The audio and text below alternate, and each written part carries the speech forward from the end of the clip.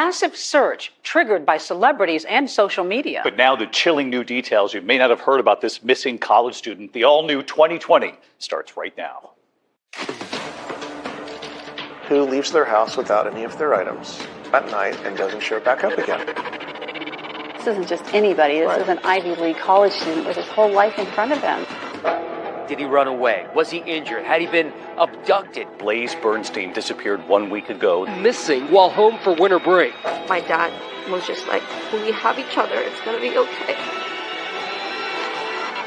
And there was an immediate firestorm of attention to this case. Charlie Puth, who put it out there, Kareem Abdul-Jabbar. This is the period in which begins your amateur This is what we're trying to investigation. figure out You what's become a going on. sleuth. We would not have been able to figure it out without the help of kids his age. I remember showing the police, like, look what I have.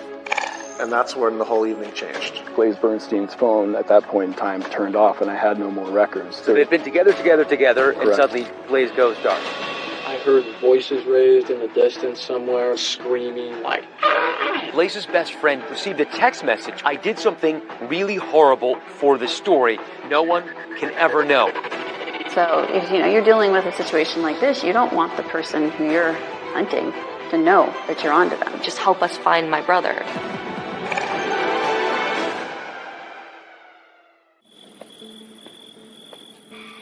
Well, the search ramping up today for a Lake Forest teen who disappeared while visiting his family over the holidays. Blaze Bernstein has been missing since Tuesday night. police searching by ground with canines and by air with helicopters. We're hoping that he's just incapacitated in need of some medical assistance. Anyone with information should contact the Orange County Sheriff's Department. Blaze Bernstein. Blaze Bernstein. Blaze Bernstein.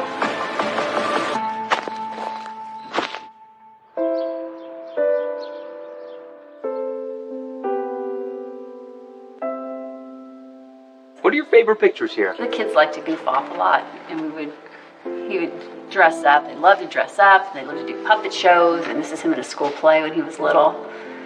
And we spent a lot of time at Disneyland, because it's right here in our backyard. Oh, yeah. That's us sitting there. It was a great day.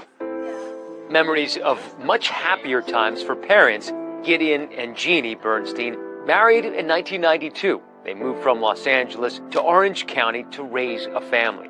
They have 3 kids. The youngest is daughter Bowie, Jay in the middle, and Blaze, the oldest. We had a lot of fun raising the kids together. It was fun.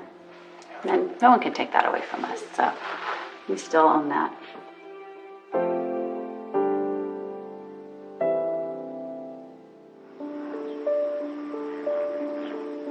Blaze Bernstein grew up here in the city of Lake Forest. It's an upper middle class bedroom community about an hour south of Los Angeles, home to about 90,000 people. Growing up in Lake Forest was really nice. It was kind of inland from the coast, like 30-minute drive from the beach. It was actually a really quiet residential area. Houses were beautiful, a lot of families there. When we wanted to start a family, we left Los Angeles with the idea that we'd be moving to a safe suburbia, one of the safest places in the country. And by all accounts, Blaze is this bright, gifted teenager with a sharp wit and a warm heart. I've known Blaze since we were babies. Blaze as a kid, besides being very high energy, he was really creative, he was very thoughtful. Blaze was incredibly bright, curious. He was really a Renaissance young man. I mean, he was interested in everything. Surrounded by family and friends, Blaze was bar mitzvahed in 2011. That's a Jewish celebration of adulthood on a boy's 13th birthday. It was an occasion especially meaningful to his grandmother. I did know that his grandmother was from Romania and survived the Holocaust. I really think that Blaze got it. He was proud to be a Jew, humanistic philosophy, caring about the world and understanding the world's only going to change if human beings change it. But even though Blaze possessed that understanding, it offered no protection from becoming a target of frequent bullying. Growing up in Lake Forest was not super easy for him. He was bullied every single day on the bus. He just wanted to get out of the public school system. And it wasn't just the bullying. Even though Blaze is a good student, he longs for something more. Go, man, go! Something that challenged him, not just intellectually, but creatively. And he would find it at OSHA. OSHA is the Orange County School of the Arts. It is a 7th through 12th charter art school. In order to get into that school, you have to audition, and about 1 in 10 students who audition actually get into this school. So it's very competitive. Blaze auditioned for OSHA. He was artistic in every single way possible. He was very creative. His talents going in were performing arts and writing, and he wanted to move into the creative writing department. We've had students who wound up professional actors, designers, the writers, the whole thing, musicians. Among the more famous OSHA alumni are actors Pedro Pascal, class of 1993, who starred in the HBO hit The Last of Us, and Matthew Morrison, a 1997 graduate and star in Fox's popular TV series, Glee. I want you to listen very closely to the lyrics because I really mean what I'm singing. Once Blaze got to OSHA, he felt like there was a community there for him. He had a lot of friends. He was very social. I met Blaze when he was a senior in high school. He shared some of his writing with me, and I wrote a letter of advocacy for his application when he applied early decision to Penn because he was a brilliant writer. Blaze's exceptional talents got him into the University of Pennsylvania, and he moved across the country to Philadelphia as a pre-med freshman in the class of 2020. Was he homesick at the start? I think that the first semester at school was difficult for him in terms of his social life there. He was used to being in a small school. Now he's a little fish in a big sea, and I think that he had to come to grips with that. When I found out that he was going to an Ivy League, I was like, oh, that makes sense. At Penn, Blaze got involved in Penn Appetit. Penn Appetit is a student-run magazine for people who are interested in writing and also interested in food. He knew that those would be his people. Our photographer for Penn Appetit, he held a photo shoot where we dressed up in our chef's whites and aprons. We brought whisks and knives. We have photos of him, holding the whisk, being surprised. I mean, he was so helpful, and we're so fortunate to have these photos of him.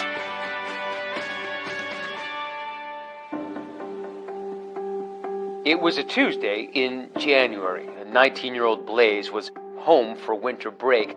He was in a really good place and looking forward to second semester of his sophomore year, but not before he treated his family to a special meal. He was baking butternut squash with, sprigs of thyme that were inside them. He made a and he took over my job, more or less.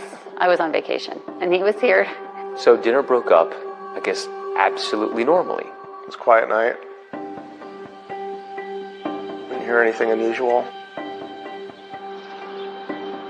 I woke up the next day and it was a normal morning. A normal day until it wasn't. I got up and Blaze's door was closed, and the housekeeper said, "Oh, don't wake him, let him sleep in." And I said, "Okay." Well, I knew I had a dental appointment with him that day, so I decided I'd wait until my yoga class was over to try to contact him so I wouldn't wake him. And I tried getting hold of him, and he wasn't picking up, he wasn't returning my texts. But I went to the dental appointment thinking he would show up, and I immediately called Gideon, and I said he never showed up for his appointment. And he said, "Well, are you sure he slept at the house last night?" And that's when we both kind of freaked out. I yelled, "Oh my God." 19-year-old Blaze Bernstein was last seen Tuesday night. We're hoping to find him and bring him home safely.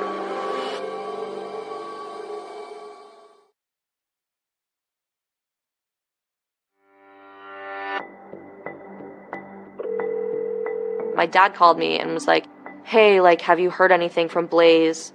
He's not picking up the phone. It's really weird. Just let us know if you hear anything." And I'm like, that doesn't sound right. I was at work, so I'd basically run out of my office and jump in the car and drive home as quickly as I can and just go run upstairs, and his glasses are there, his wallet's there, his keys are there. Panicked and confused, the Bernsteins were calling everyone they could think of to see whether anyone had seen or heard from Blaze in the last 12 hours. And what were they saying? They didn't know anything. Nobody knew, where his location was. Well, I found out that Blaze was missing, and it was just really shocking to me because I was like, there's no way that he could have run away. He wasn't that kind of person. So this is the period in which begins your amateur This is when we're trying to investigation. figure out You what's become going a on. sleuth. Yeah. Well, we had no idea what was going on. He hadn't slept in the bed.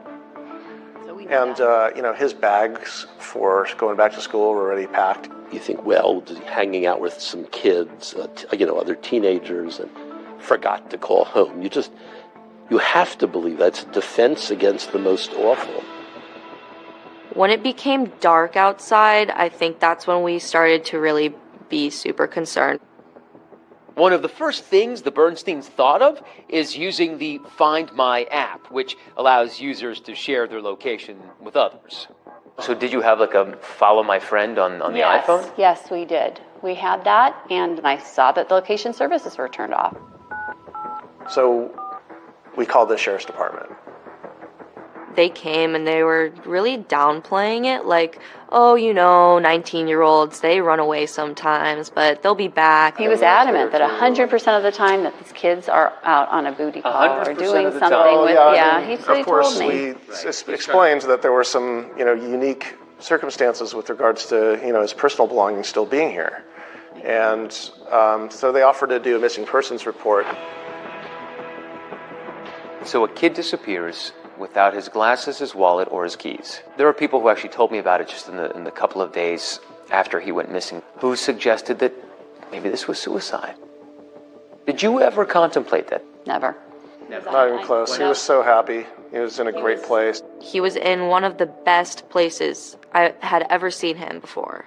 That week, he was so happy. He was so excited to go back to school. He was so excited to just have the rest of his life. And so at that point, there was no doubt in my mind, he would never have done that. Gideon and Jeannie confirmed with Verizon that Blaze hadn't made any recent phone calls. A quick check of his computer revealed no exchanges on iMessage or Facebook DMs. And so with virtually no solid information to go on, the Bernsteins, along with help from their 14-year-old daughter, Bowie, began dipping deeper into Blaze's social media. We would not have been able to figure it out without the help of kids his age that he grew up with. and our daughter, yes. I told my parents, I'm like, I can try and help you find everything that you need. I'm really good with Snapchat. I knew the names of a lot of his friends, so I was able to text them and ask them if they knew what was going on. And that's when the whole evening changed. Yeah. When they said, well, what about Snapchat? That's when the light bulb went on. I mean, we were exhausted, but I said, okay, let's try and figure out how to get in. Snapchat is a free mobile messaging application used to share photos, videos, texts. But what's different about the app is that whatever is shared, including text messages, disappears from the recipient's screen after just a few seconds. We were lucky because we knew his username because he was connected with our daughter. And the password ended up being one of the ones that we had on our iCloud keychain. So we typed the username, and then we tried that password in, and boom, we're in. Still, getting into Blaze's Snapchat account was only half the battle. Yes, it might contain a critical record of who Blaze may have been in contact with the night he disappeared, but as the Bernsteins discovered, simply viewing the message might also trigger it to vanish. At the time, Snapchat worked. If you sent a message, it could only be saved if you purposefully saved it, and it could be deleted by the person who sent it, and it only lasts 24 hours if you don't save it. And there were so many other pitfalls with this. I mean, if you take a screenshot of these communications because you think you're saving them, well, that alerts the person that sent it to you. The sender gets an alert. So if you're dealing with a situation like this, you don't want the person who you're hunting to know that you're onto them. What you're describing is basically dealing with this digital nitroglycerin that at any moment absolutely could just blow up in your faces. And this is the most important thing in your lives right now. I had my daughter next to me, And I said, okay, I need you to save, because I know there's a way that you can save it, but I didn't really know how. What time is it by now? I don't know. It's like close to 10 o'clock at night, like 9:30, 10 o'clock. And we saw that Blaze gave our address out to somebody. Did you know who? We didn't know at the time who it was. We saw the name. I had absolutely no idea who he was. I was so happy that there was somebody who we could talk to that could just help us find my brother. Bernsteins didn't know the person Blaze sent his address to, but in the hours ahead, the discovery of that person's identity would turn the desperate search for their son upside down. Hi, this is Blaze's dad. We really need to know what you know. We can't find him. This is becoming an urgent issue with trying to figure out what really happened to him, and we're going to really need your help on this because you're the last person that probably saw him. That was not the person that I really expected him to be with.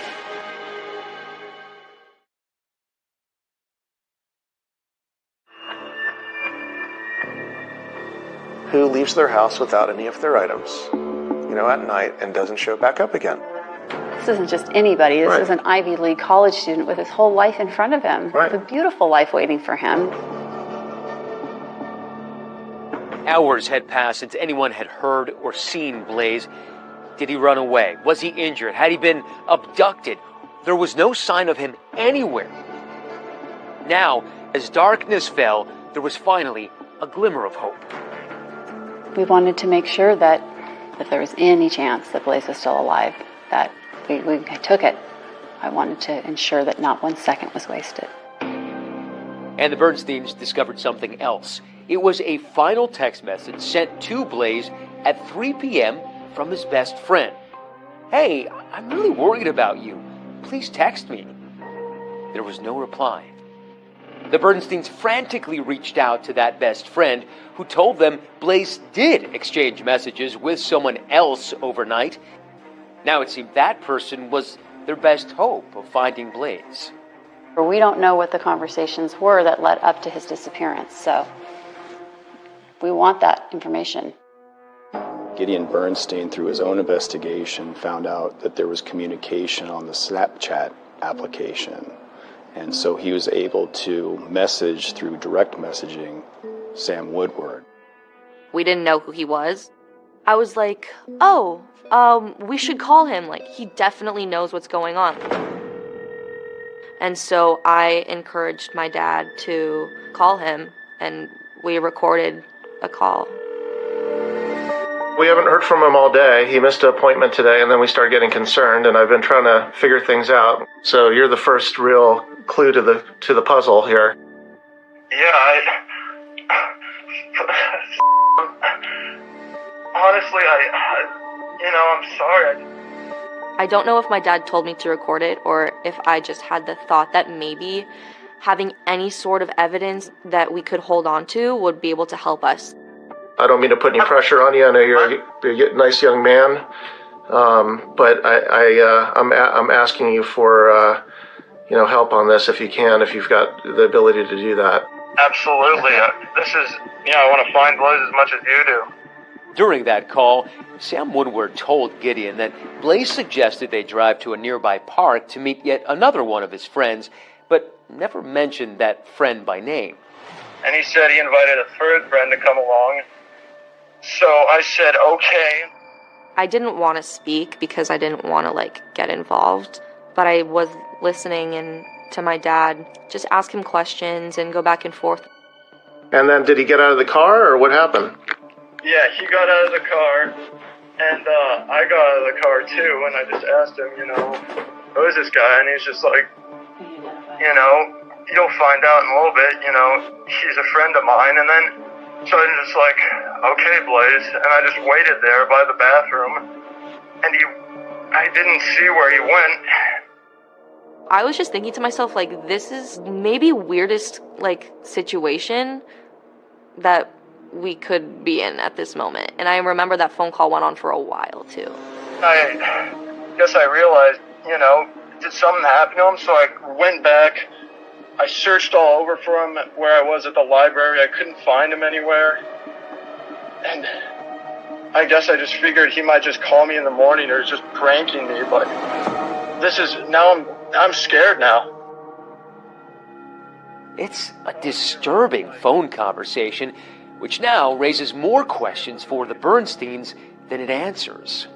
We were curious to know who this person was, but then we did find out he was a student at OSHA. 20-year-old Sam Woodward and Blaze were former high school classmates at OSHA. I have known Sam since he was born, kind of grew up alongside of him. I remember excitement, during Sam telling me that he was going to OSHA. Woodward grew up only 30 minutes away in the wealthy coastal town of Newport Beach. Sam was joyful. He was a really happy, special kid. He lived in this house with his parents and a brother who by all accounts were devout Catholics and attended church regularly. Everything we did, all the families we spent time with, were from our church. I did teach Sam Woodward in acting for the camera in his 10th grade, and I had him for the one semester. For 10 years, Phil Schwadron taught drama and directing for grades 9 through 11 at OSHA. He was definitely serious. He didn't crack jokes, didn't laugh a lot, as to my memory. Sam went to OSHA with me from 7th grade to 10th grade. I would say that he did not necessarily fit into the general OSHA artsy vibe. We came back for what would have been Sam's 11th grade year, and I said, who have I got this year? And my boss said, yeah, you're going to get them all back except one left the school. Who left the school? Sam Woodward left the school. I wasn't really surprised that he left.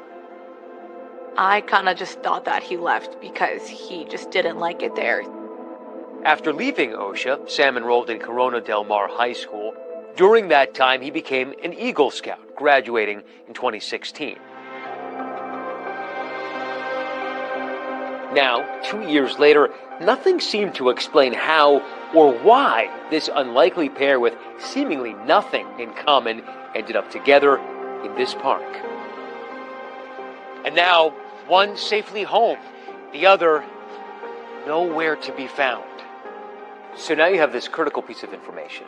Yeah. Do we immediately call the sheriffs and say, Yes. we have something? Yes, we did. Yep, right away. And what's their response?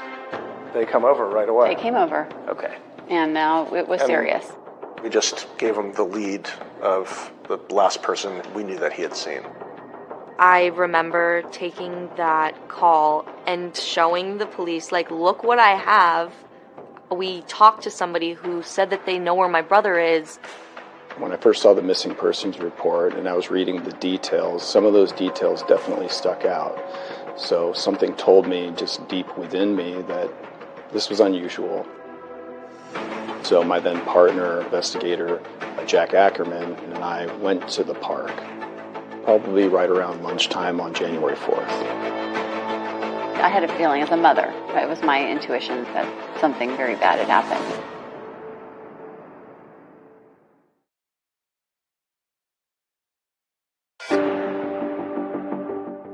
On January 3rd, 2018, the day Blaze Bernstein's family realized he was missing, Blaze's sister Bowie recorded a phone call between her father and 20-year-old Sam Woodward, a former high school classmate who says he was one of two people with Blaze the night he disappeared.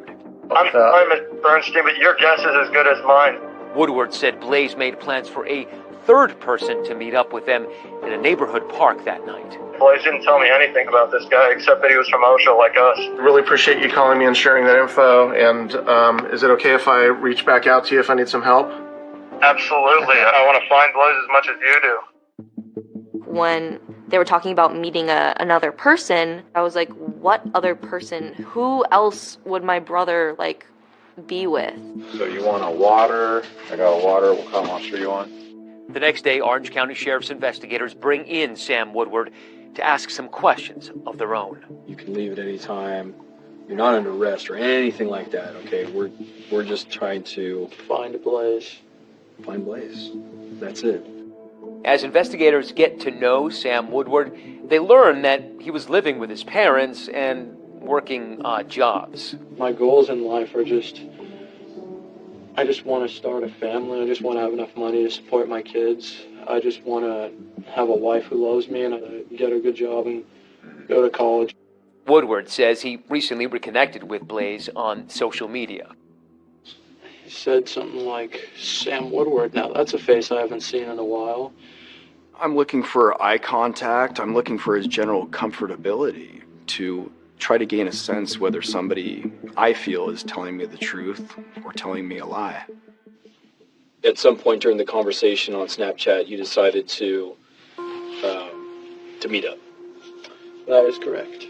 For Blaze's family, the fact that he went out at all that night was a revelation.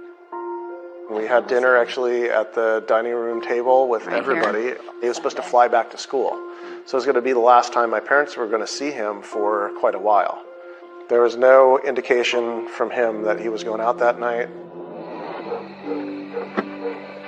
During his interview with police, Woodward said that after he picked up Blaze at his house, they drove around for a while, eventually stopping at Borrego Park. Borrego Park is in the city of Lake Forest. It's a place where you can take your kids. It also has remote hiking trails that stretch for miles. At some point, somebody exits the car, right? Mm-hmm. Did he tell you where he was going? He said he was going to meet the friend that he was talking about. Just like in that call with Blaze's father, Woodward told officers that Blaze was meeting another friend at the park that night. Woodward says he stayed behind as Blaze walked away and disappeared out of sight. At one point, I heard voices raised in the distance somewhere, but, I mean, that happens to my neighborhood all the time. You hear, like, girls screaming, like, ah! And all that. And so I didn't really pay much mind to it. But I wanted him to feel comfortable talking to me, and he was. Woodward says he looked for Blaze, but eventually gave up and went home. I mean, I don't know what happened to him, but something must have. All that matters is that we find him and we get him back to his family safe. Yeah, absolutely. Especially her talking to his parents, because his parents are really nice people. After several hours of questioning, Sam Woodward left.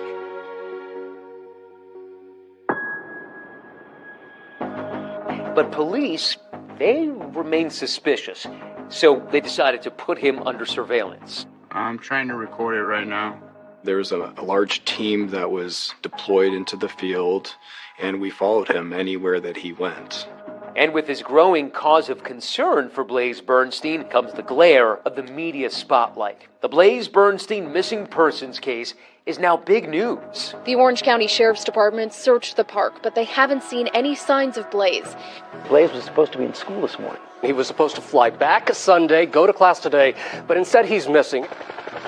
I remember going with my dog to Borrego Park before and kind of just like walking around to see like, what if I find him here? Bowie documented that desperate period of time with pictures and videos posted on her Snapchat. Our congregation went into high gear. We printed flyers with his name and picture and the facts and who to call, and we put them up on bulletin boards and poles all around the city. At this point, it's now in the hands of the police. Mm-hmm. But you continue to work. Yes. Now you take to social media. Round the clock. You know, it looked like war games in this house. We had terminals all over the dining room table, and we were all just working. There was an immediate firestorm of attention to this case. We were absolutely inundated with tips from the public. There were hundreds within the first week, and then that grew exponentially. Some of our contacts were friends with some of the celebrities that were willing to post it on their social media. And so we had the missing persons flyer out for Blaze on, Kobe Bryant's Facebook page, and Charlie Puth, who put it out there, Kareem Abdul-Jabbar. So it started to catch a lot of attention. We were spending every minute talking about it. People were filming in our house, interviewing my parents. Nothing like this ever happened where we were. Any sign of him, any clothing, obviously him. We're hoping to find him, hoping that he's just incapacitated and in need of some medical assistance so that we can get him and bring him home safely.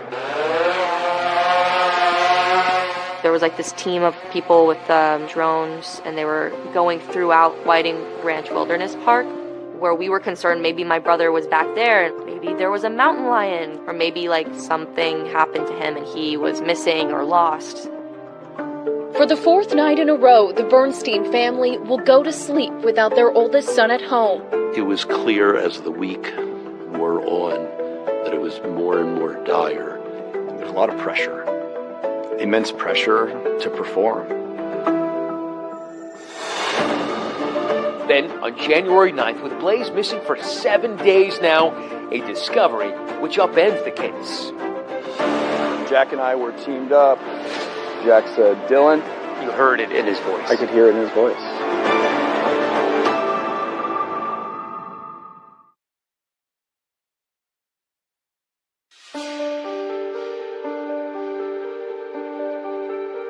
We're going to turn now to those new developments in the mysterious disappearance of an Ivy League student. 19-year-old Blaze Bernstein missing while home for winter break. The Sheriff's Department launched an extensive search with help from the community. Days had passed since Blaze vanished into the night. The relentless search by police and volunteers had turned up nothing, just more anguish for the Bernsteins and frustration for authorities. The Orange County Sheriff's Department searched the park, but they haven't seen any signs of Blaze. We utilized cadaver dogs. We utilized drones. We had been to Borrego Park and searched that park over and over again with a fine-tooth comb.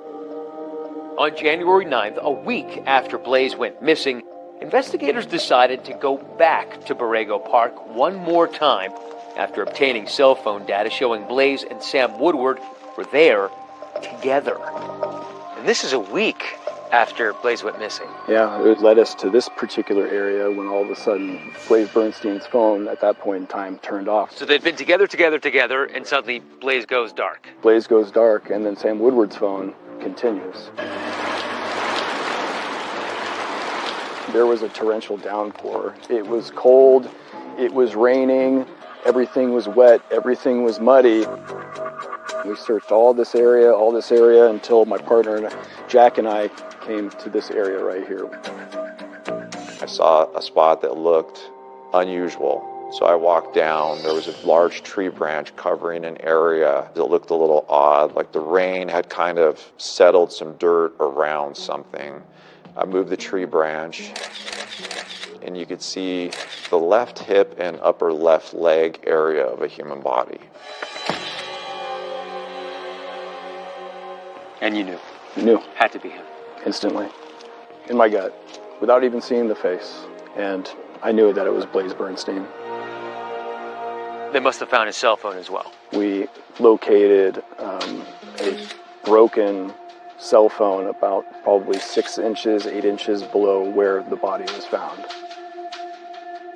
I was sitting in my English class in 8th grade, and the teacher got a call, and he was like, "Bowie, you're gonna go to the office, they need you for something." And I was like, "Oh, good, maybe some good news." And they took me into this room, and I saw my godmother. She was crying, and I looked at her, and she just hugged me, and she said, "They found him, he is dead. Blaze is gone."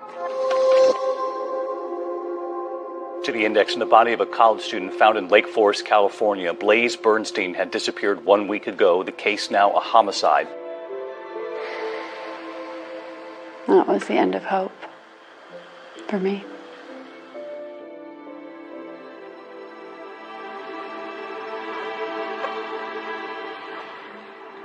We started off this journey over a week ago, looking for our son and asking for everyone to help us find Blaze Bernstein. And we just have learned that they have positively identified our son Blaze's body today. I just felt so numb, like nothing that had happened in my life had mattered anymore. And then when I got home, my dad was just like, he was just defeated, but he just said, like, "It's gonna be okay. Like, we have each other, it's gonna be okay." Sorry.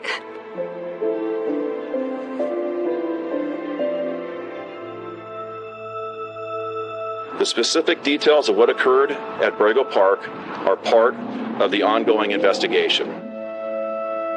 The autopsy revealed injuries which I believe were a result of an extremely violent encounter. Blaze was stabbed 14 times in the left side of his neck, 5 times on the right side of his neck. He was stabbed, in the knee. He had defensive wounds all over his fingers. He was fighting for his life, and probably a surprise attack. You hear about that many stab wounds. What does it tell you about the person or the mindset of the person who did that? Hate and rage. Intimate. It was an intimate killing. It was devastating news for the family and for the community. My reaction when I heard it was fury, anger, disbelief. I haven't felt those feelings in my life. As the investigation into Blaze's murder began, hundreds gathered for a vigil in his honor. We lost one of our sons. I hope that we can all join together and support the Bernstein family.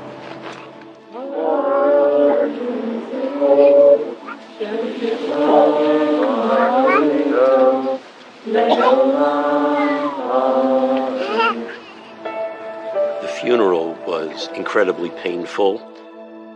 We had to ask for RSVPs because we could only accommodate here in the building about 1,100 or 1,200 people.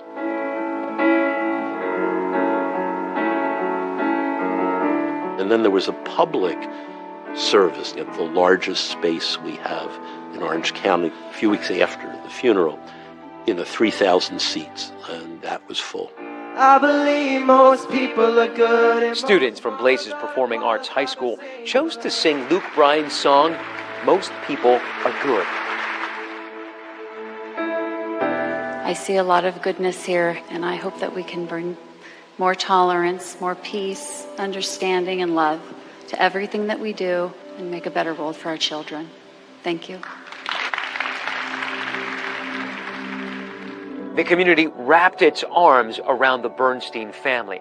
The park near their house where Blaze played as a child and where his body was found turned into a makeshift memorial with messages of love and support from all over the world. This is a note somebody left us. Dear Lord, please watch over the Bernstein family and give them strength during this time. Please guide our police department to help them find the person or persons who took Blaze away. We still needed answers because we didn't have anybody in custody. In my mind, the hunt was still on. But for investigators, the hunt would become far more complex because they've discovered that the night of the murder, Blaze's best friend received a text message from Blaze's phone saying, quote, I did something really horrible for the story, but also no one can ever know, end quote. Blaze's friend responds, what story? But gets nothing back. That was the last text message that was sent from his phone. The last text message from the phone of a murder victim is always going to be of critical importance to a homicide investigator.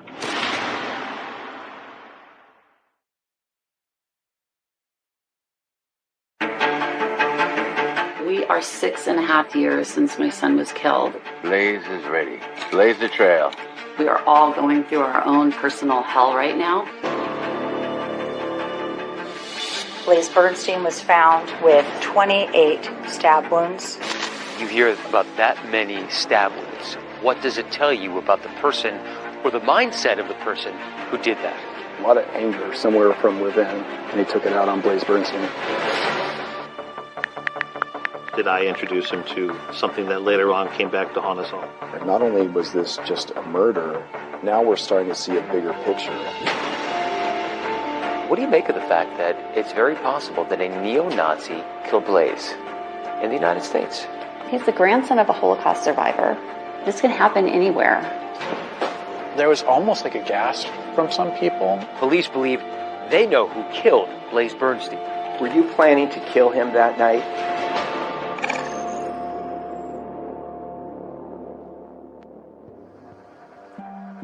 I hope that we can all join together and support the Bernstein family. We're hoping for better results, but yesterday afternoon, sheriff's investigators did find the body of Blaze Bernstein.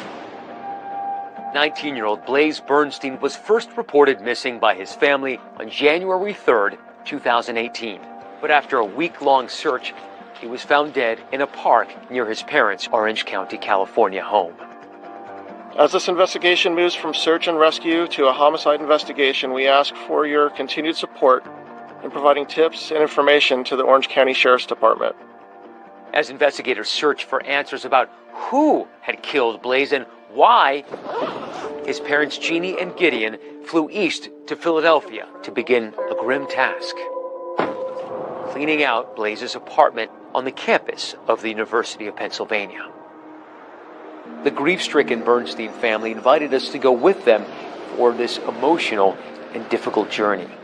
This is the apartment building that my son moved into. He's on. Let's first look at his mail. 5 days before he came home to California. It's been hard especially for Jeannie, to come here, having to go and, basically clean up your child's life after they're gone. And the kitchen was meticulous. I mean, he had every appliance and everything. I loved his apartment. It was so beautiful. It was so Blaze. This is the Whisk sweatshirt that my brother got. He was an editor for the Pen Appetit magazine. We were going through his closet and we found it, and I was like, I'm gonna take that. We had an opportunity to meet Blaze's friends. We will be here for you forever, and we appreciate your friendship. I'm delighted that Blaze had them in his life because I know that they all made him very happy.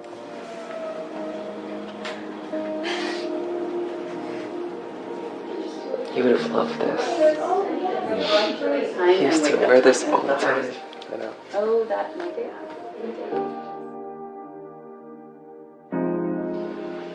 Blaze was someone that you can trust with anything, and I trusted him with my life.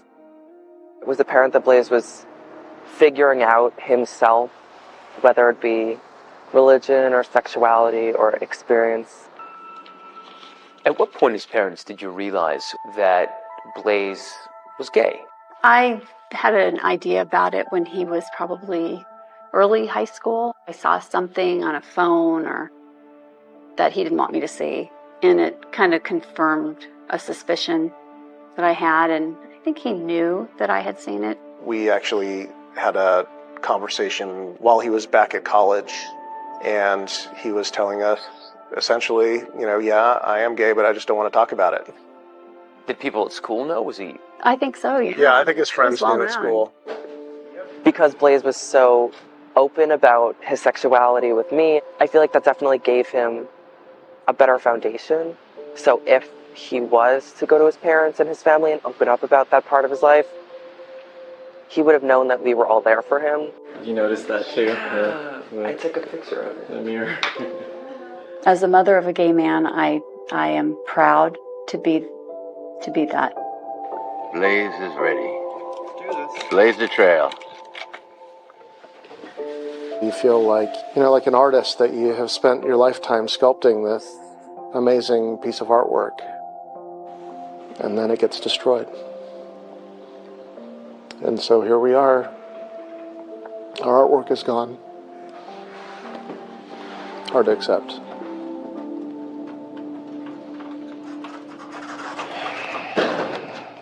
Back home in California, the investigation continued, and the focus remained on Blaze's former high school classmate, Sam Woodward, the person who admitted to driving with him to Borrego Park.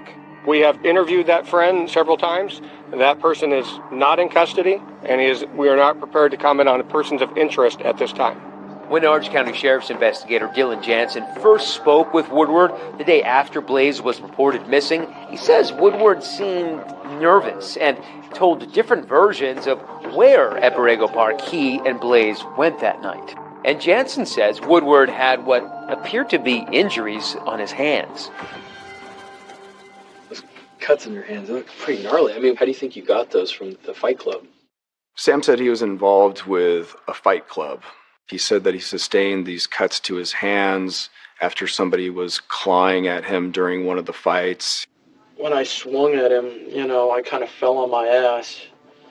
And I usually try and have my hands to break my fall for me, and so I landed on some rocks. I've heard of fight clubs, but I didn't believe it. Anytime that Sam Woodward was walking around the station, when he touched the doorknobs, he would cover his hands with the sleeves of his sweatshirt. Is he attempting to cover up fingerprints? Is he attempting to cover up DNA? It was definitely something that stood out. Nearly a week after that interview with police, when Blaze's body was found, investigators went looking for Sam Woodward once again. Investigators said that when they searched Woodward's bedroom, there was some damning evidence. They found a knife with blood on the handle and on the tip of the blade. They also found bloodstains on a sleeping bag outside his window and on the driver's side of his car. The knife that was found in Sam Woodward's room, the areas of the vehicle that had apparent blood in it, the sleeping bag that was found on the side of Sam Woodward's home, they were all tested for DNA, and those results concluded to be the blood from Blaze Bernstein. With this new evidence, police are now ready to make an arrest. Under arrest, 20-year-old Samuel Lincoln Woodward suspected of killing Blaze Bernstein. Police say DNA evidence led them to arrest the 19-year-old's former high school classmate. I remember thinking to myself, that's the guy that was on the phone. I want to find Blaze as much as you do. At the time, I thought, I wonder what my brother was thinking before he died. I wonder if he was in pain, or I wonder if he could have saved himself. I think once Sam was arrested, I knew my brother didn't have a chance. But something authorities were playing pretty close to the vest was motive. Why would Sam Woodward want to kill Blaze Bernstein? As the days unfolded, investigators would confront a possibility they hadn't even originally contemplated. Not only was this murder, we're starting to see a bigger picture. It was absolutely shocking.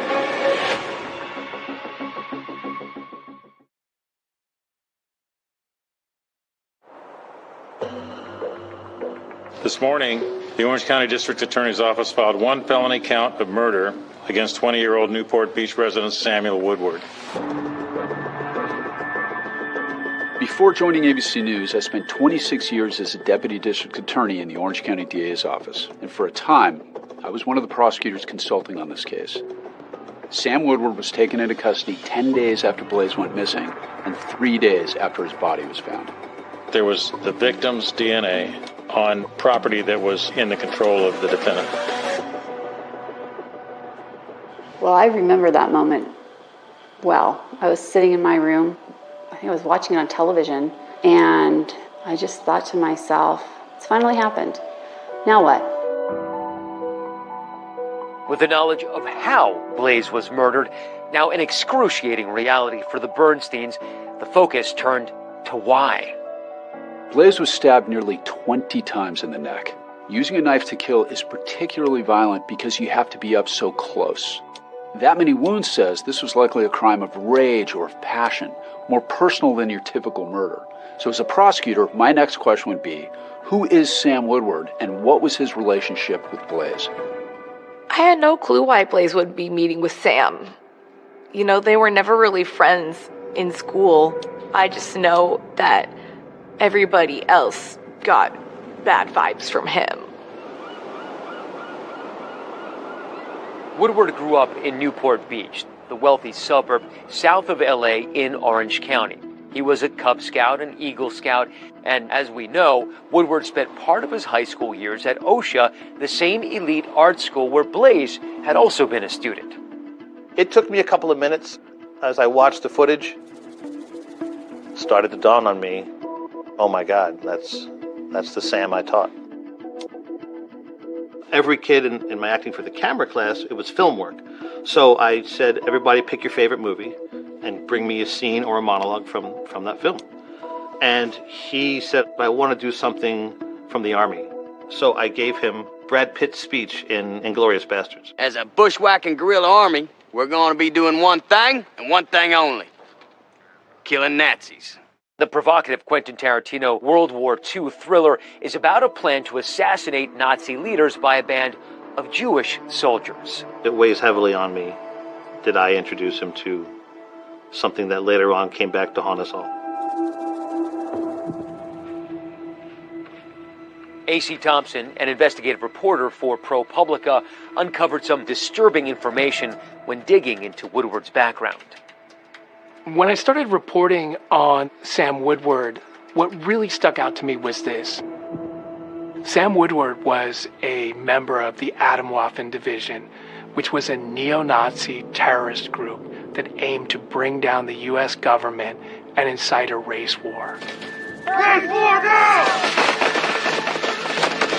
Atomwaffen posted violent propaganda videos online to spread a message of hate and to help recruit new members.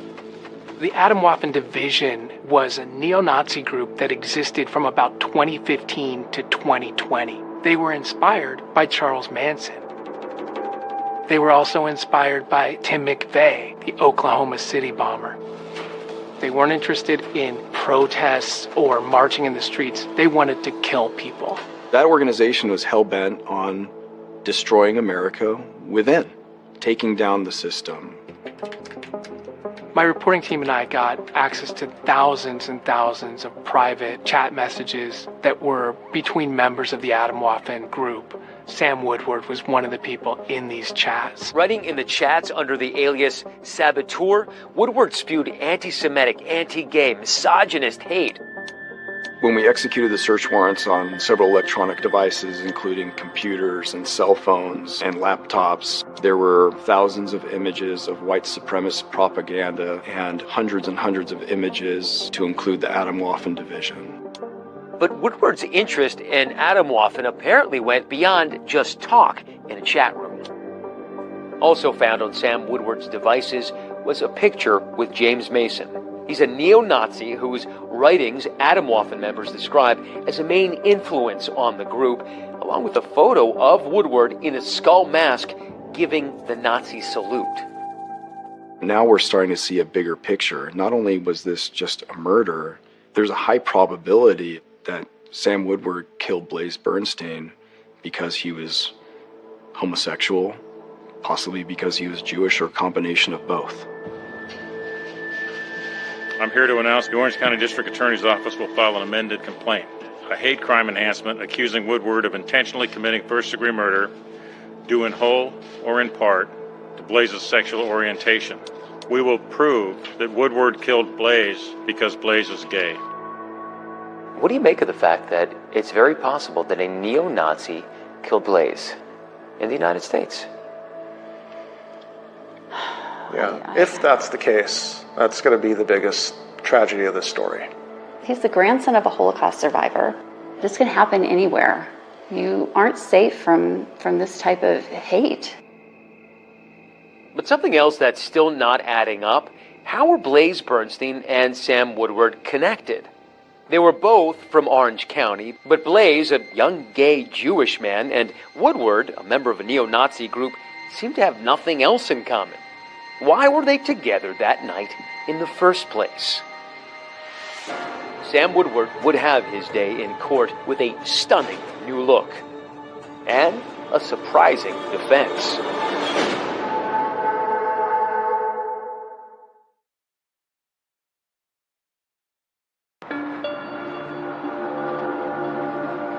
While Sam Woodward was arrested for killing Blaze Bernstein in January 2018, it would take 6 years for him to face a jury. Woodward was charged with first-degree murder, a hate crime.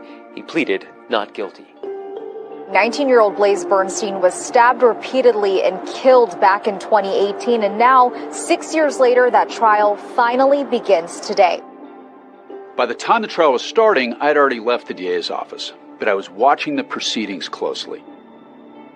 Still, no one seems prepared for the Sam Woodward that has led into Judge Kimberly Menager's courtroom. There was almost like a gasp from some people, just to kind of that visceral reaction to kind of seeing him. Long, dark, stringy hair, long, dark beard, covering his face. It's hard not to kind of draw mental comparisons to Charles Manson. Blaze Bernstein was found with 28 stab wounds. Senior Deputy District Attorney Jennifer Walker's opening statements tell the story of a young man who they say set out to murder 19-year-old Blaze Bernstein in cold blood. That hate crime charge, she explains, that was brought because prosecutors believe the evidence showed Sam Woodward murdered Blaze because he was gay, but not because he was Jewish. You'll see the cell phone evidence, the defendant's words, the defendant's hate. But in his opening statements, defense attorney Ken Morrison did something we definitely don't see every day by making a stunning admission.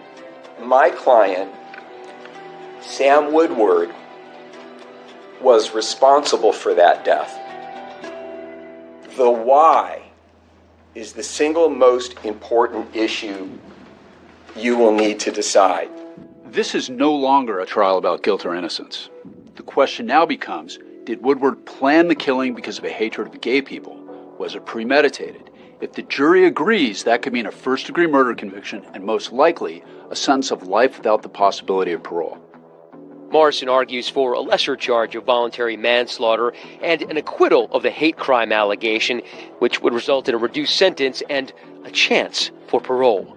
The evidence will show that Blaze Bernstein's sexual orientation had absolutely nothing to do with the reason he was killed. Jennifer Walker calls her first witnesses, Blaze Bernstein's parents. Gideon Bernstein now faces down the man who killed his son as he recounts the painful moments when the family first realized that Blaze was missing. You remember where you were when you got the phone call? I do remember that, yes. And why does that stand out in your mind? Because it was the beginning of hell. Jennifer Walker then brings an Orange County Sheriff's deputy to the stand to describe what he watched Sam Woodward do on January 5th, 2018, after police decided to put Woodward under surveillance. What did you observe? I observed him what appeared to be cleaning his vehicle, the interior and exterior. He had in his possession what looked like a spray bottle of cleaning product. He's not scrubbing the driver's side door. It was very strange to us. What was he cleaning? Why? Jennifer Walker then digs into the heart of her hate crime argument, portraying Sam Woodward as somebody who changed from Eagle Scout to neo-Nazi. He had developed his long-standing beliefs against Jewish people and gay people and started joining groups that espoused the views that he had. This is where Woodward's involvement in the extremist group Atomwaffen becomes key for the prosecution. Investigators say they found these images on Woodward's personal devices. The prosecution calls an ex-member to the stand whose voice has been altered and his face obscured at the request of the court. He's also using an alias. Good morning, Mr. Murphy. Good morning. Prosecutors allege that Woodward sought out the group, and once there, the fires of his hatred were further stoked as he attended multiple meetings. So this summer of 2017, Austin, Texas, tell us what you and Sam Woodward did. We took propaganda photos. That involved us throwing up Nazi salutes. Put the Atomwaffen logo on the photos, for propaganda purposes. The prosecution also presents what Woodward himself labels Sam's diary of hate, emails he sent to himself over a 7-month period in 2017. The prey that the defendant had chosen was gay people. And he kept a diary of his feelings and intentions. And who did the prosecution allege that he was, quote, hunting? Well, they say that Sam Woodward had been visiting online dating sites to connect with gay men. Downloaded Grindr so I could send photos of their fellow sodomites getting killed and tell them that they're going to be next. They're terrified, LMAO. This is too much fun. They think they're going to get hate crimed, and it scares the out of them. And This is how the prosecution claims Sam Woodward targeted Blaze while he was hunting for victims on the dating app Tinder. The two men first connected on the app in June of 2017, 3 years after they'd been classmates at OSHA. And then again, the night Blaze disappeared. The last exchange is allegedly what led to their encounter in Borrego Park. And then here is where the luring starts. And the defendant says, "Is anyone near you right now? Because I just wanted to say." And Blaze says, "Nope. No, what? No one is near me." And the defendant says, "I might make an exception for you." And the defendant says, "Look, do you have Snap?" And then we have Blaze snapping his address to the defendant at 10:37 p.m. on January 2nd of 2018. According to prosecutors, the trap had been set and Blaze stumbled right into it that night when he agreed to meet up with Sam Woodward. But when it's the defense's turn to present its case, jaws will drop in the courtroom because the star witness will be the defendant himself, Sam Woodward. And the crux of the defense's case, that Sam had a secret and would go to any lengths to hide it, even if he had to kill. He kept saying something that I can only remember as, "I got you already. I got you, I got you."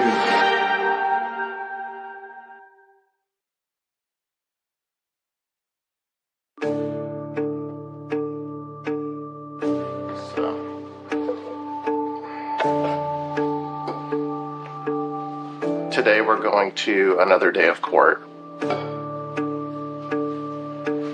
It's definitely a challenge emotionally and mentally to get up and just have to go and do this.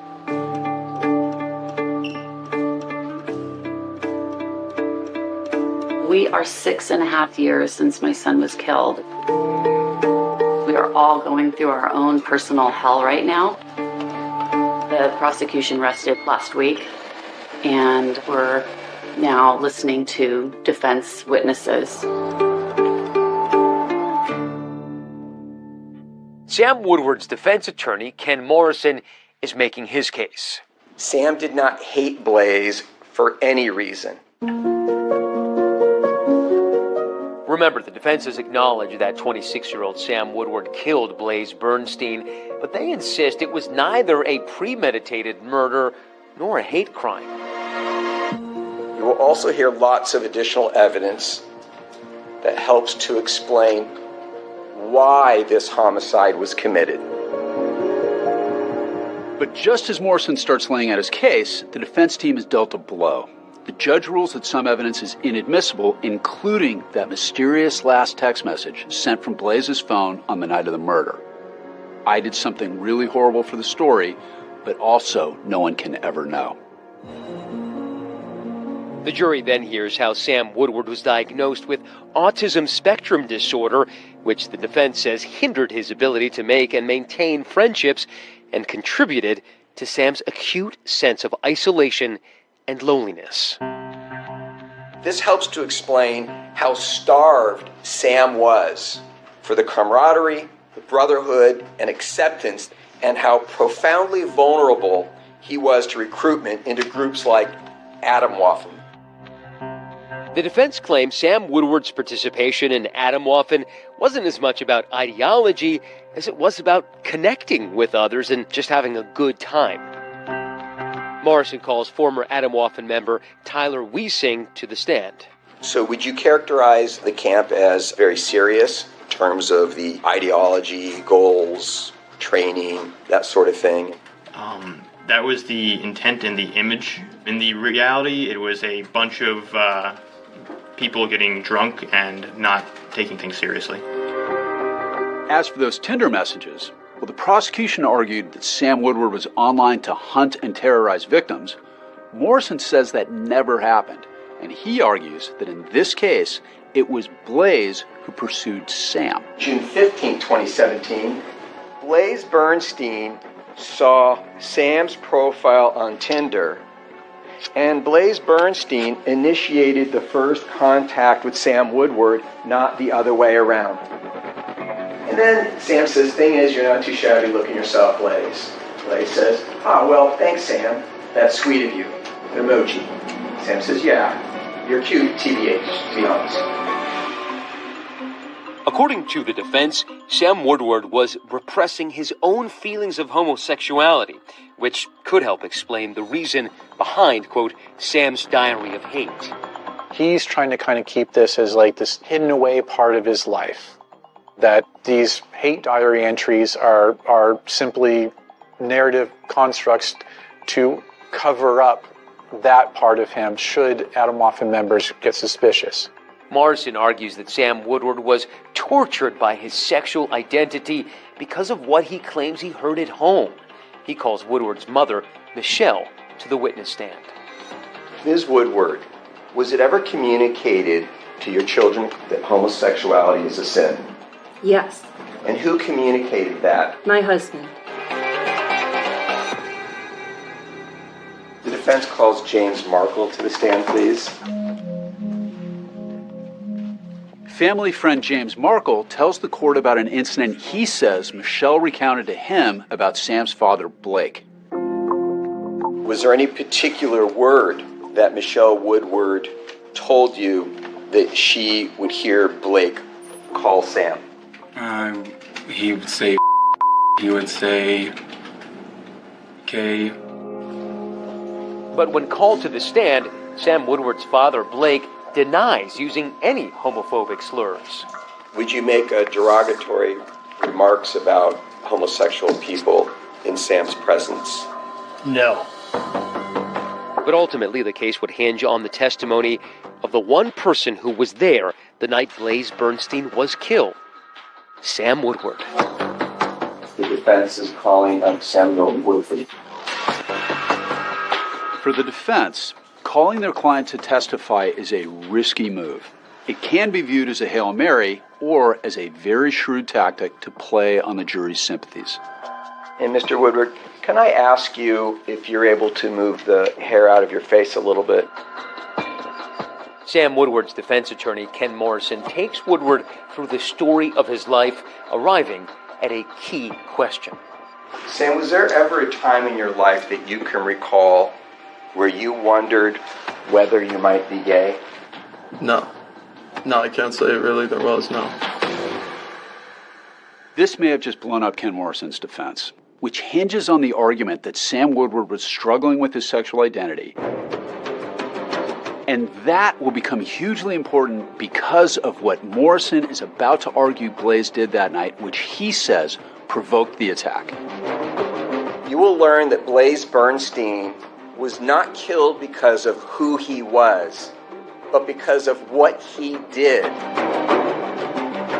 to Sam Woodward after they met up. What will Sam Woodward say happened that night? When you drove to Blaze Bernstein's house to pick him up, Sam, were you planning to kill him that night?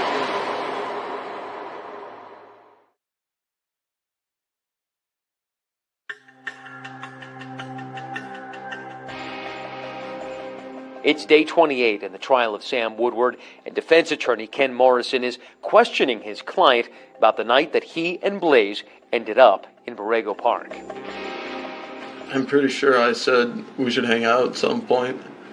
Or rather, it'd be cool if you wanted to. And right after that, he said to me that he was actually free this night, right now.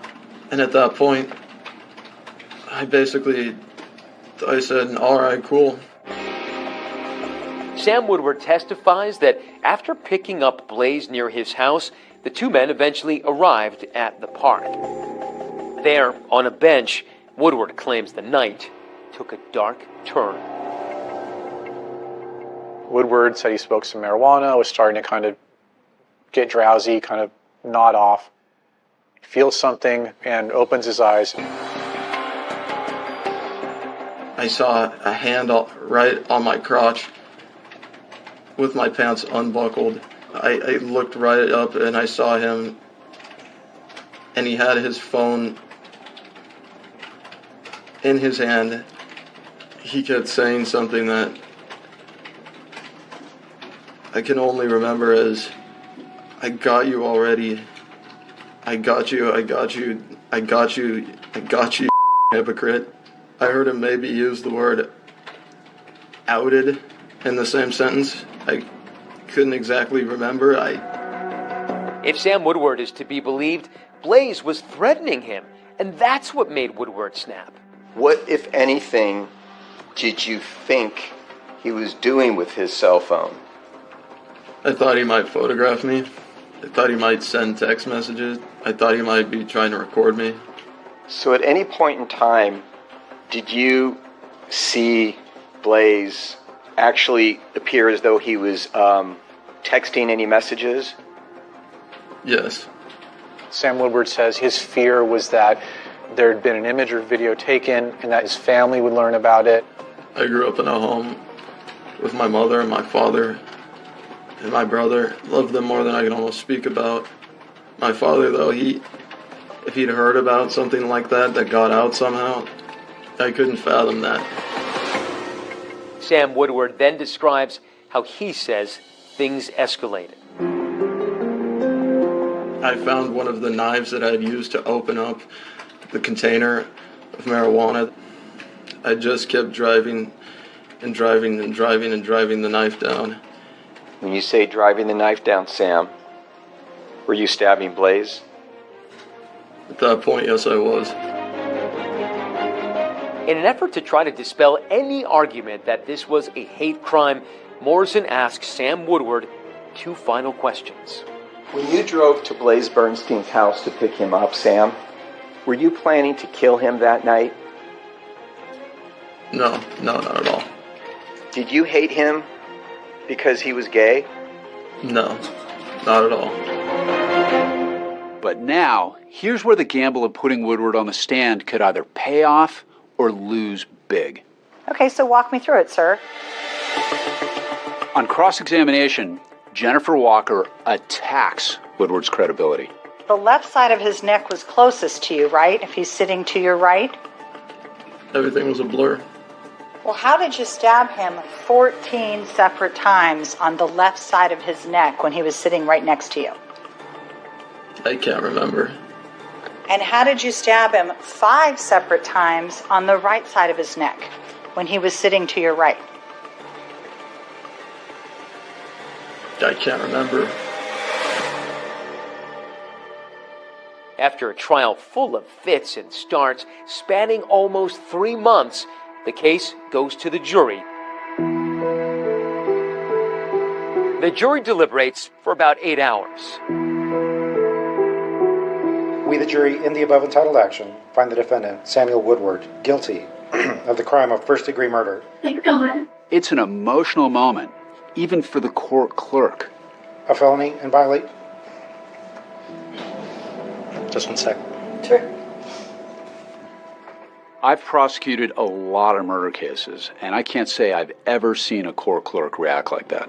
We, the jury, in the above entitled action, find it to be true that the defendant, Samuel Woodward, committed hate crime, first-degree murder.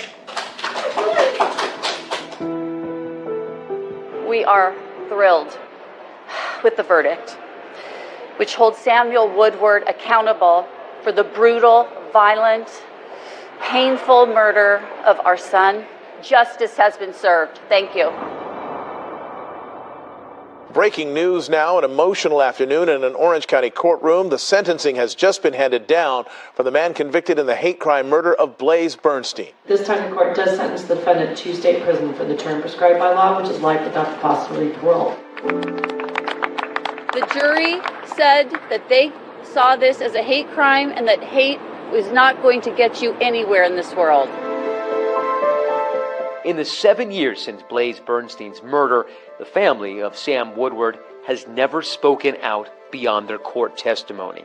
But the Bernsteins say the Woodwards did leave something for them back in 2018. Have they reached out to you, by the way? Yeah. We found a note under our doormat. What did it say, this note?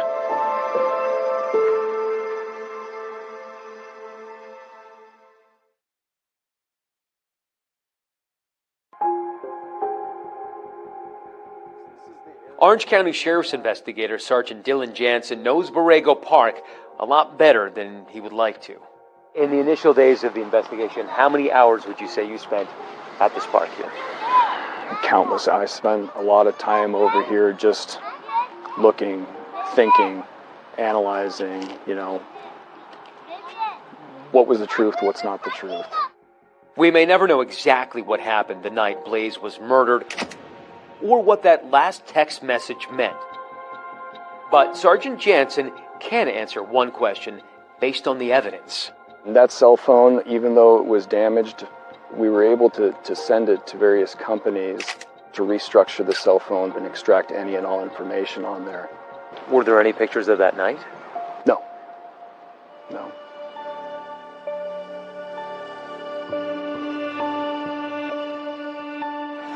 This park is pretty meaningful for you. So we stop here and go check out the garden of rocks that are now over in the corner. Do you feel that you get a little bit of closure each time you put one more rock down? I don't even know what closure is. You lose a child. I think maybe closure for me will be just being able to look at all of these things and be happy. Almost 7 years after I walked in Borrego Park with the Bernsteins, the memorial of painted stones honoring their son has blossomed. Jeannie and Gideon have both moved away from Foothill Ranch, but they tell me they still find solace in this place. In the Jewish tradition, it is a thing that you put rocks at a gravesite. And there's a permanence to it. It gives us some feeling of connection to people, the people that will hear our story and understand the importance of eradicating hate in this world. This is about love. Since 2018, the Bernsteins have been building a movement. They call it Blaze It Forward. The Blaze It Forward campaign was based off of the idea that as a community, we can make a difference and we can change the way that this world works. We were able to take that in my brother's honor to try and encourage people to just do one good thing every day. They participate in local pride parades, and Jeannie hosts a podcast featuring people doing good in the world. Sam Woodward's parents, Blake and Michelle Woodward, never responded to an interview request with ABC News, but they did write a letter to the court submitted at sentencing.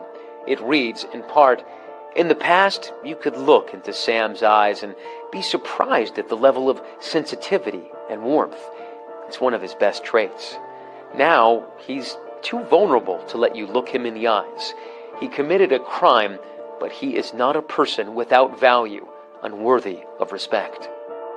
Speaking about the Woodward parents, they left a note at your house in 2018, right? They did. At the time, I thought it was infuriating because one of the things that they said in that letter was that that both families are going through a hard time right now. I don't think that she had any idea how hard of a time we were having. But there's another letter that holds more meaning for Jeannie and Gideon, discovered after the trial, tucked among the colorful painted stones of Blaze's memorial. This is a copy of a note that was left for us in the park by one of the jurors. She basically says in this letter to Blaze that she's really sorry that she didn't get to know him. Thank you, everyone, for coming to class today. So Blaze would be 27. Do you ever think about what he would be like today, had he lived? He'd be doing something fantastic. I know that about Blaze, and he'd be making people happy. That's what he did. Blaze is always on my mind. I think about him from the minute I wake up until I go to bed at night. He was my person. You take it. It's on record. He was a piece of man. He's gone. But I'm still here, and whatever he's done to make an impact on this world is what we're going to leverage and try to make sure that people never forget about our son and what happened. Sam Woodward's defense lawyer, Ken Morrison, David, says his client didn't get a fair trial. Woodward has appealed. Morrison claims there are several appellate issues because of evidence the jury was not allowed to see. In the meantime, that is our program for tonight. Thanks so much for watching.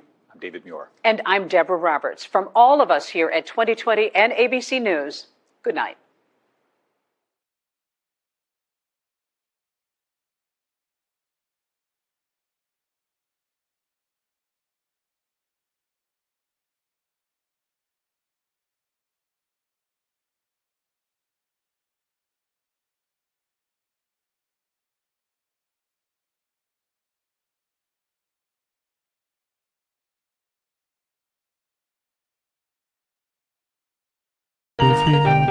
贾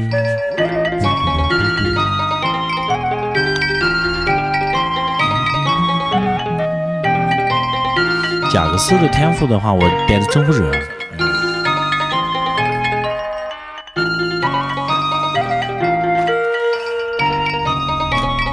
我带的征服者，我没带不灭之物。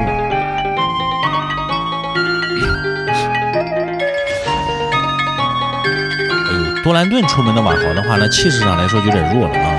一级的话，咱们先对 A 啊，开 E 啊 ，A 晕住啊，扭过去，不要被他的这个中间的伤害打到就行。我们带的有骸骨，他一级 W 比我们一级 E 技能 CD 要稍微要慢不少啊。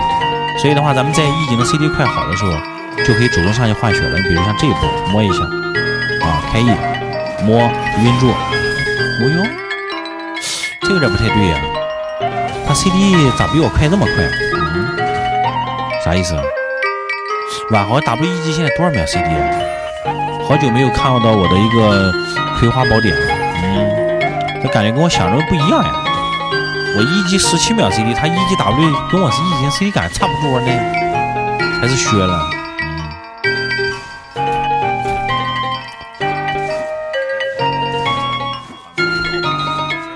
对，你好好补，没人给你抢啊。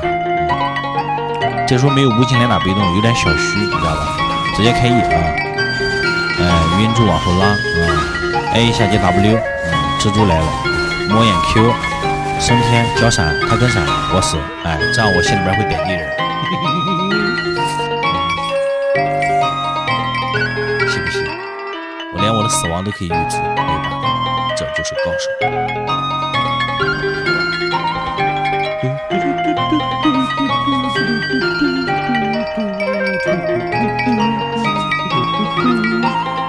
无敌解说，那你按正常流程它是这样的呀，因为你看你按照你这种说法，你就必死了，你为什么要交闪？蜘蛛万一他对吧，他不交闪，你不就跑掉了吗？对不对？他交闪，他拿闪换你命，你也确实来讲也没有办法，对不对？对面打野来了，你还不能让人家抓吗？只能说我们太弱，不能1v2，对不对？所以他抓你。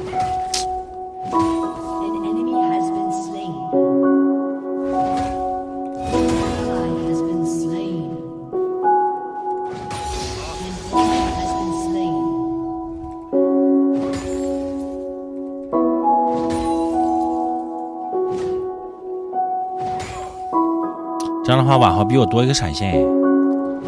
这波小兵比较多，回推线。W 先狙一下，直接开 E 摸，晕住摸跳过去摸接 W， 再摸 W 接 Q。喜欢皮，给你机会你不中用呀，老弟，对不对？他这波的话，上波好像他没交 T， 他这波好像有 TP 的，对，所以这波单杀的话，其实他没有想中亏那么多。如果这波没 T 的话，兵线进塔，这小子炸了。哎呦，哥们儿，你咋又来了呀？你是魔鬼吗，兄弟？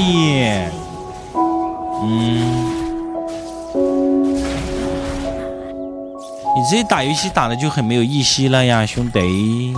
一会儿的功夫你能来800趟，我的宝贝儿，这么晚，这么晚，不好玩呢，兄弟。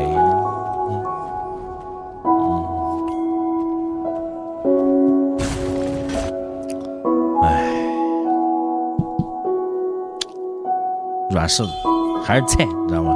不能1v2，菜得多练。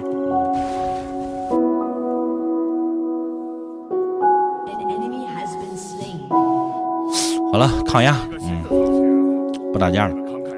那你妈啊！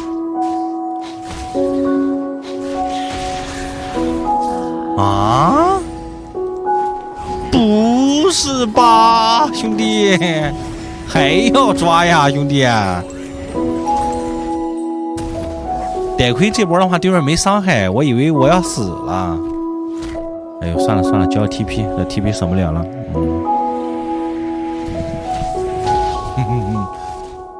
太难了呀，兄弟们，太难了，这怎么玩呀？对吧？这把对现在不是万豪，是朱豪呀。不得给我越了吧？哦，还好，只要不越他，啥事都好商量。虽然这个蜘蛛已经抓了我3波了，对吧？但是我不怪他，对吧？站在打野的立场来讲，他我是什么意思啊？啊，不是吧？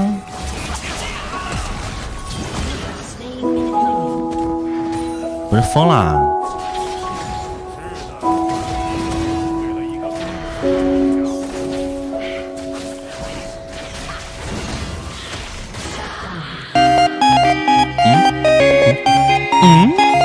什么意思啊？爽！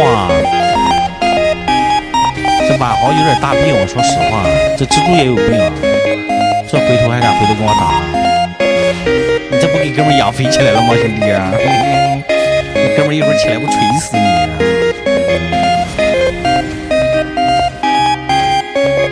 你说万豪这波爆我觉得他犯迷糊，我就不说了。蜘蛛啥意思呀？露个炮车漂亮，膨胀。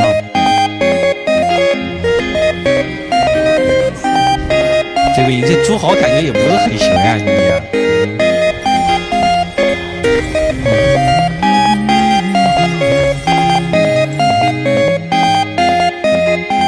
蜘蛛他住上了，他住上了喜欢住呗。对我这把优势根本可以躺赢，无所谓。继续抓啊，不抓我难受。这时候你看似我在嘲讽，其实我在给队友心窝。可以看到我们家现在中单优势、下路优势，蜘蛛把所有目光都刷干嘛？对不对？我就要在公屏上挑衅他，让他使劲抓我。我摆出一副抗压的姿态，等待他人，对不对？混一把怎么了？要不准备混一把，这把不 C 了，这把抗压。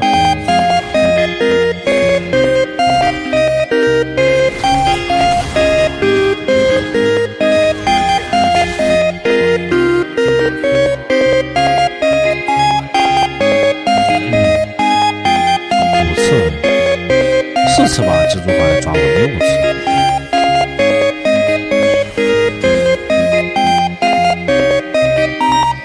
第一波抓死，第二波抓死，第3波没抓死，第4波越塔他死了4次。